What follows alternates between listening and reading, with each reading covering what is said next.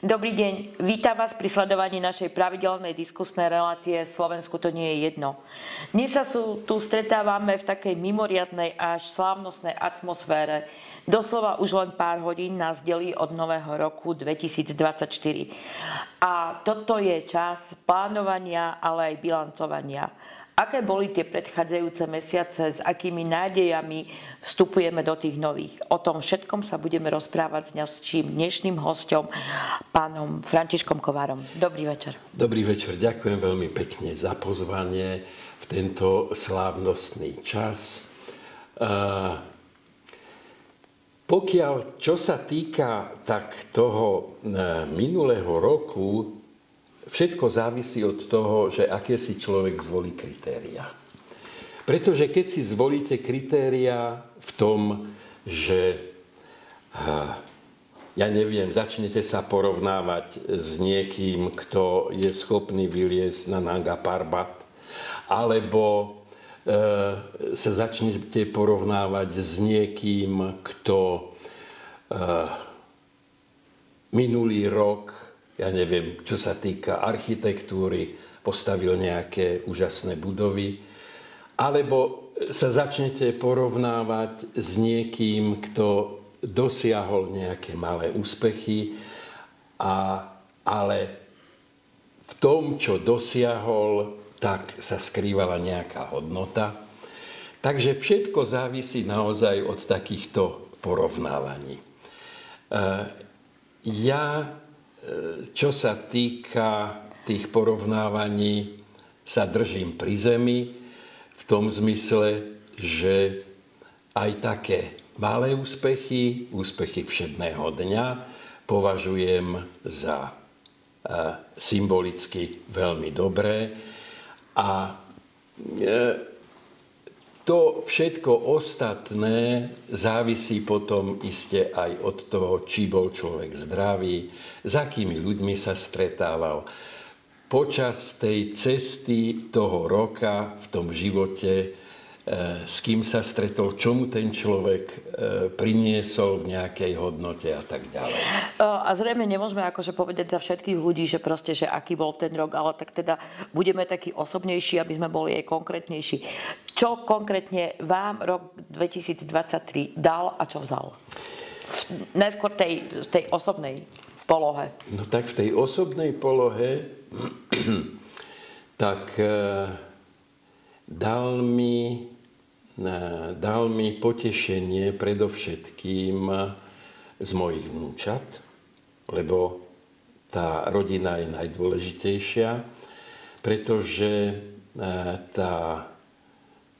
my máme dve Zuzky. Tá najmenšia Zuzka, tá 12-ročná, začala hrávať šach a dosiahla, dá sa povedať, dosť také slušné výsledky, pretože vyhrala aj v tvojej kategórii, vyhrala majstrovstva Bratislavy a postúpila do celoslovenského kola. Potom staršia Hanka, tak tá naspievala niekoľko veľmi dobrých pesničiek. Ona sa obrátila teda takýmto smerom. Davidko, to je počítačový majster a niečo tam povymýšľal. Ja som v tomto absolútny laik, ale vždy som mu držal palce. A tá najstaršia Zuzka, tak tá nám oznámila novinu, že teda chcela by študovať réžiu. A čo sa týka mňa osobne, tak dá sa povedať, že sme mali s manželkou taký harmonický, úplne normálny rok. To znamená, ani sme sa veľmi nepohádali. Keď sme sa trošku poškriepili, tak sme sa udobrili. Boli sme k sebe láskaví. A v takej tej ešte osobnej rovine v rámci teda tej profesie, tak naštudoval som jednu inscenáciu, kde sme mali premiéru, ktorá sa tiež vydarila a v divadle mám predstavenia, ktoré sú väčšinou vypredané, takže to považujem za úspešné. Ako ste sa cítili v rámci celého toho kultúrneho, takého toho verejného života? Teda ako by ste tam hodnotili straty a nálezy? Straty a nálezy, myslím si, že tým, že robím, povedzme, ten seriál, tú nemocnicu, hej, tak tá tiež má veľmi dobré čísla. Máme tam vynikajúceho režiséra Honza Nováka, mám tam skvelých kolegov. Uskutočnil som niekoľko virtuálnych televíznych operácií, vyliečil som niekoľko pacientov. A niečo som sa popri tom aj naučil, pretože my tam máme v tejto našej nemocnici máme odborný personál, to znamená sestričky z nemocnice, ktoré nám vždy ukážu všetko to, čo máme robiť, kde som si znovu uvedomil tú neuveriteľnú prácu lekárov, čo všetko oni podstupujú preto, aby bol ten pacient zdravý a čo všetko my by sme im mali cez ten náš vzťah k ním vrátiť. Pán Kovar, tento seriál je skutočne patrí k tým najpopulárnejším, ktoré sú na Slovensku. Nestane sa vám niekedy, že bežný človek na ulici vás osloví ako pán doktor, alebo proste nechcú od vás nejaké také liečebné metódy? Liečebné metódy, takto povedal by som, že to ani tak nie. Ale častokrát sa mi stalo, že sme išli po ulici a zastavili nás manželia, alebo ktokoľvek teda povedali, pán Kovar, vy ste veľmi dobrý herec, ale vaša manželka ako lekárka bola taká fantastická. No bohužiaľ už takú druhú lekárku asi mať nebudeme.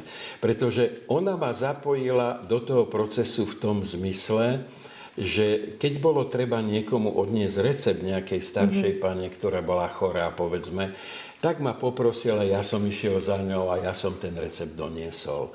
A podobne. Čiže starala sa o svojich pacientov naozaj príkladne. V tomto zmysle chcem povedať, že toto sa pomanil môj syn, ktorý je tiež lekár, ktorý tiež je taký, že často mu drnčí telefón, pretože sa dohovorili s tými svojimi pacientmi cez sobotu a nedeľu, že aby mu povedali, či sa ich stav zlepšil, alebo nie.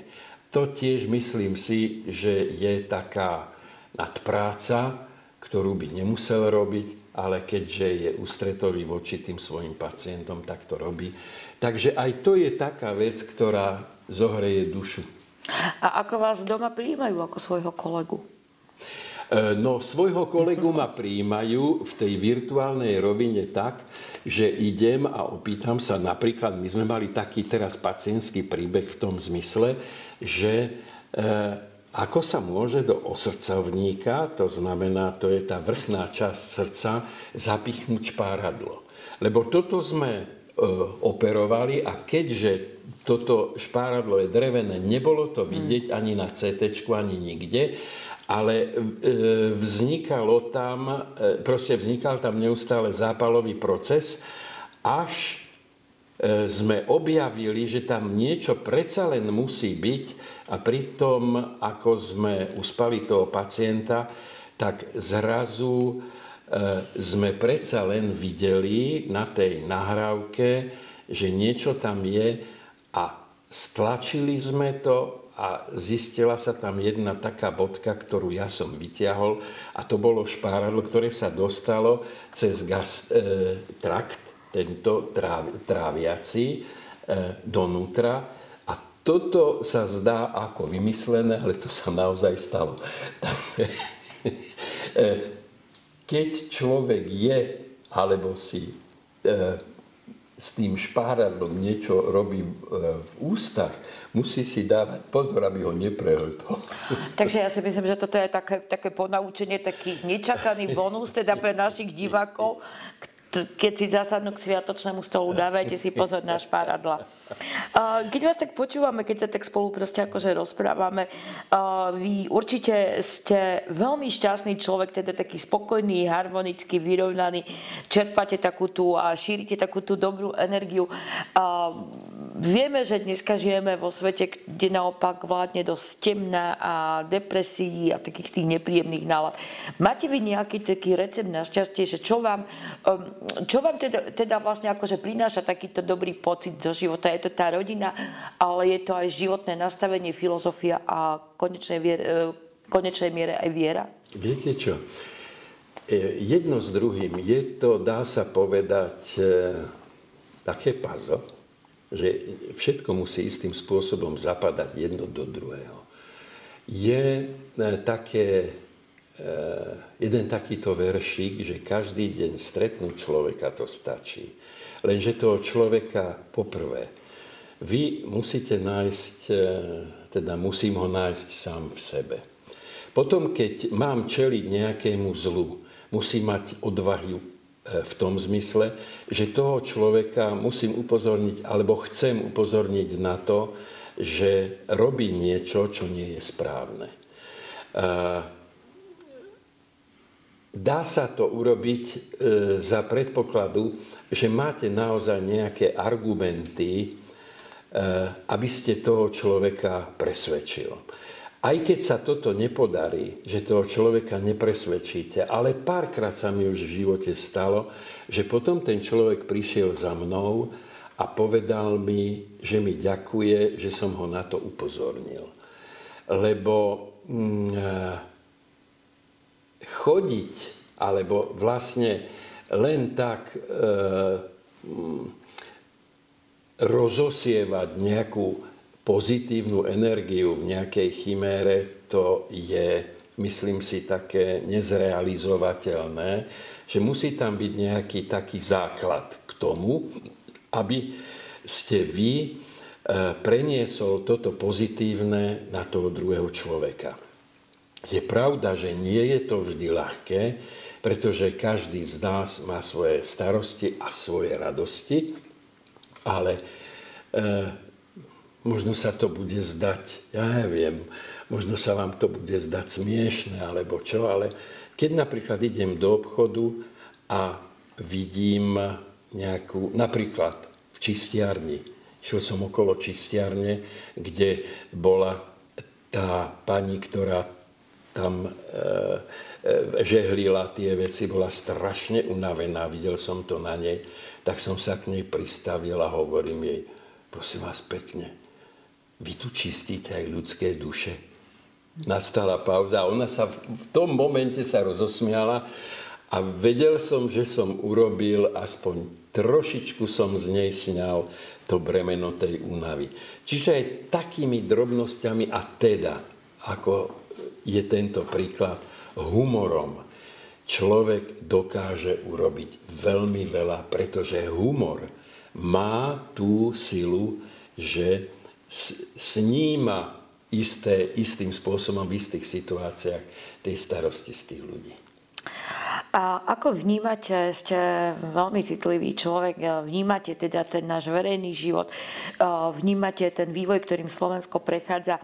Ako vnímate tú súčasnú dobu, keď naozaj je tak akože rozdelené na také dva tábory a tie dva tábory, ako keby sa medzi nimi tá priepas neustále len zväčšovala, naopak nezmenšuje sa. Dá sa nájsť nejaká paralela z minulosti? Pamätáte si to?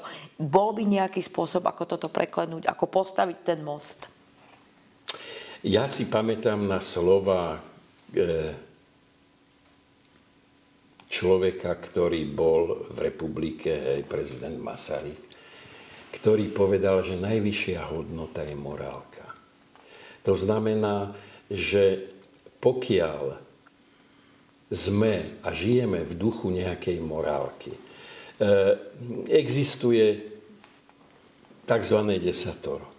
To desatoro, aspoň časť, keby si ľudia osvojili že by ho istým spôsobom v tom živote dodržiavali, tak tá hranica, alebo takéto, že tie tábory budú bojovať medzi sebou, že by sa istým spôsobom odstránili.